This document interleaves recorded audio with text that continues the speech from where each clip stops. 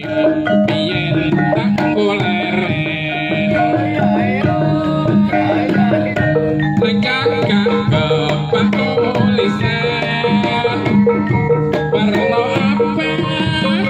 Tondo isih awan Jenenging gubuk asmara Biyen ati tanmu kandung tresno gendong kemana-mana tanpa bantal tanpa rasa bapak aboti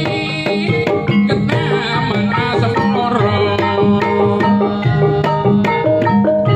kubuk kae dipan mati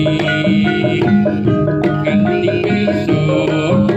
ora bakal lali kubuk kae kabeh cerita tengah wengi kanthi kagarino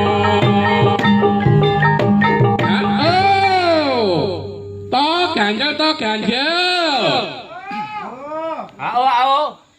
cetetan sakone ngati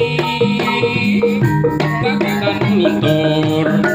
saya merati gendong kemana-mana aku